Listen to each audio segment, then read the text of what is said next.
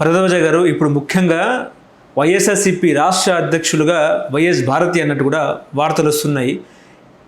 రేపు మాపు ఈటీవీ ఛానల్లో ఒకవేళ జగన్మోహన్ రెడ్డి దోషి అని తేలితే జగన్మోహన్ రెడ్డి జైలుకు వెళ్తారు, ఆ తర్వాత పార్టీ పగ్గాలు వైఎస్ భారతి చూసుకుంటారని చెప్పేసి కూడా వార్తలు వస్తున్న క్రమంలో అలాంటి పరిణామాలు ఉన్నాయా వైసీపీలో అంటే ఏం చెప్తారు?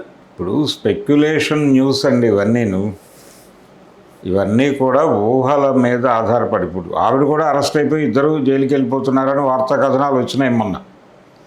ఇది ఈ లిక్కర్ స్కామ్లో ఆ డబ్బులన్నీ కూడా భారతీయ సిమెంట్స్ చేరిపోయినాయి అని. ఇక్కడ విచిత్రమైన విషయం ఏంటంటే వాళ్ళు ఎంతకు అమ్ముతున్నారో చెప్పారు, అది ప్రకటించారు.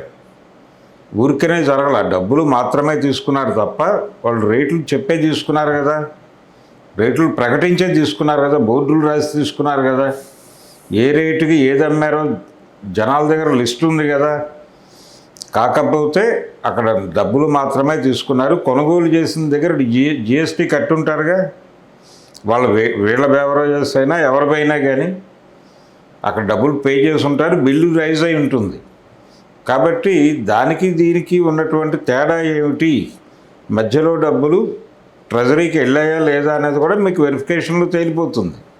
ఇదేదో పెద్ద ఏదో స్కామ్ జరిగిపోయింది, అక్కడ లిక్కర్ స్కామ్ కూడా వేరు, ఢిల్లీ లిక్కర్ స్కామ్ అది టెండర్లు వేయటం దగ్గర గొడవ. అది ఇక్కడ అది కాదు కదా, ఇక్కడ అది కాదు, అమ్మకంలోనే అన్యాయం జరిగింది అనేది వీళ్ళు గొడవ.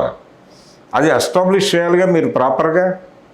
ఎస్టాబ్లిష్ చేయకముందే జగన్మోహన్ రెడ్డి, భారతీ రెడ్డి ఇద్దరూ జైలుకి వెళ్ళిపోతున్నారు, ఇద్దరూ కూడా జైల్లో ఉండబోతున్నారు అనేసి కథనాలు రాశారు. ఇలాగే ఇప్పుడేం చెప్తున్నారు, జగన్మోహన్ రెడ్డి జైలుకి వెళ్ళిపోతాడు, ఆవిడ పార్టీ పగ్గాలు చేపడతారు అని. కాబట్టి ఏ కథ అయినా కథే అది. కోర్టు ప్రూవ్ చేయాలి కదా, కోర్టుకి వెళ్ళి కోర్టు సాటిస్ఫై అవ్వాలి కదా, వీళ్ళు పెట్టినటువంటి కాగితాలో లేకపోతే వీళ్ళు చూపించిన ఎవిడెన్స్కు వాళ్ళు సాటిస్ఫై అయిన తర్వాత కదా మీరు అరెస్ట్ చేయాల్సింది. అలా ఎలా చేస్తారు? ముందుగా మీరు రోడ్డు మీదకి ఎలా పంపిస్తారు విషయాల్ని? కాబట్టి ఈ మాట్లాడుతున్న వాళ్ళు ఏ ఆధారాలతో మాట్లాడుతున్నారు, క్లియర్ కట్ ఎవిడెన్స్లు ఏమున్నాయి, డాక్యుమెంటరీ ఎవిడెన్స్ ఏముంది వాళ్ళ దగ్గర, అది కూడా పబ్లిక్ డొమైన్లో పెట్టాల్సిన అవసరం అయితే ఉంది. కానీ అది జరగటం లేదు మన దగ్గర చాలా స్పష్టంగా వీళ్ళు అరెస్ట్ అయిపోతున్నారు, వాళ్ళు అరెస్ట్ అయిపోతున్నారు, ఇంకో గంటలో జరుగుతోంది ఇది, ఇంకో గంటలో ఎవరో సరెండర్ అవబోతున్నారు, ఇలాంటి వార్తలన్నీ రాసేసుకుంటున్నాం మనం. కానీ అవేవీ జరగటం లేదు అనేది వాస్తవం. అందులో భాగమే ఇప్పుడు జగన్మోహన్ రెడ్డి అరెస్ట్ అయిపోతాడు, జైలుకి వెళ్ళిపోతాడు, పార్టీ అనాథ అయిపోతుంది, సాక్షి అనాథ అయిపోతుంది. కాబట్టి ఆవిడ వచ్చి వీటన్నిటిని తన బాధ్యతగా టేక్ ఓవర్ చేసి నడుపుతారు అనేది ఒక కథనం ఎస్టాబ్లిష్ చేసేస్తే నడుస్తూ ఉంటుంది కొంతకాలం. జరిగితే మంచిదే, జరగకపోయినా పెద్ద ప్రమాదం ఏం లేదు. ఎవరు వెనక్కి వచ్చి అడగరు, ఆ రోజు బలానా రోజున నువ్వు ఇలా రాసేవు జరగలేదు కదా అని ఎవరు అడగరు అనే ధైర్యంతో ఇలాంటి కథనాలన్నీ ప్రచారంలో పెడుతున్నారు. గవర్నమెంట్ మూవ్ అయిన తర్వాత నువ్వు రాయాల్సిన కథ అది. గవర్నమెంటు అతని అరెస్టుకి ఒక ప్రయత్నం మొదలు పెట్టాలి, మొదలుపెట్టిన తర్వాత నువ్వు రాయి. నువ్వే స్పెక్యులేట్ చేస్తే అలాగా, మీడియా స్పెక్యులేట్ చేస్తే అలాగా, జరగని విషయాలు జరగబోతున్నట్టుగా రాయటం అనేది ఈ మధ్యకాలంలో ఎక్కువైపోయింది.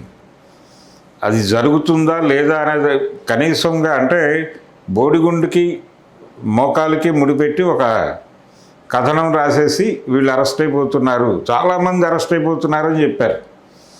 ఎవరు అరెస్ట్ కావాలి, అందరూ హాయిగానే ఉన్నారు, బెయిల్స్ తీసుకుంటున్నారు, అరెస్ట్ అయిన వాళ్ళు బెయిల్ మీద బయటకు వచ్చేస్తున్నారు. ఇంత జరుగుతుండగా ఇప్పుడేదో వైఎస్ఆర్ ఇప్పుడు ఆయన ఏదో ఎమ్మెల్యేలతో కూర్చున్నాడు నిన్న మొన్న, ఎవరు జగన్మోహన్ రెడ్డి గారు. ఆ సమావేశం ఆయన ఏర్పాటు చేయగానే ఆల్రెడీ 3-4 ఎమ్మెల్సీలు వెళ్ళిపోయారు, ఇప్పుడు ఎమ్మెల్యేలు కూడా వెళ్ళిపోతారేమో అని వాళ్ళని కట్టడి చేయడం కోసం ఈ సమావేశం పెట్టాడు అని ఒక వార్త సర్క్యులేషన్లో పెట్టారు. అది కాదు వాస్తవం. ఆయన వాళ్ళతో ఆయన మాట్లాడాల్సిన బాధ్యత ఉంది. యాక్సెస్ ఇచ్చేవాడు కాదు ఇదివరకు, ఇప్పుడు యాక్సెస్ ఇచ్చి మాట్లాడుతున్నాడు. దానికి అప్రిషియేట్ చేయాల్సింది పోయి దాడి చేస్తే ఎలాగా? అందుకని ఇది వాంటెడ్గా కావాలని జరుపుతున్నటువంటి ప్రచారం, అంతకుమించి ఏమీ కాదు. ఏది జరిగినా తప్పేం కాదు. ఒకవేళ వాళ్ళు క్రైమ్ చేశారు అని అనిపిస్తే అరెస్ట్ చేయడం తప్పేం కాదు. తప్పులు ప్రతి ఒక్కరూ చేస్తారు, జైలుకి ప్రతి ఒక్కరూ వెళుతున్నారు. చంద్రబాబు నాయుడు గారు కూడా జైలుకి వెళ్ళారనే విషయం మర్చిపోకూడదు. లోకేష్ వెళ్ళలేదు కానీ చంద్రబాబు నాయుడు అయితే వెళ్ళాడు జైలుకి. బాలకృష్ణ గారు కూడా వెళ్ళాడు గతంలో జైలుకి. కాబట్టి వీళ్ళందరికీ జైలు అనుభవాలు అనేది సహజంగా ఉన్నటువంటి కార్యక్రమం. ఆ ప్రకారం కొనసాగటమే, అంతకుమించి ఊరికనే వాళ్ళ మీద వీళ్ళ మీద బురద జల్లితే అలాగా అది కరెక్ట్ కాదు.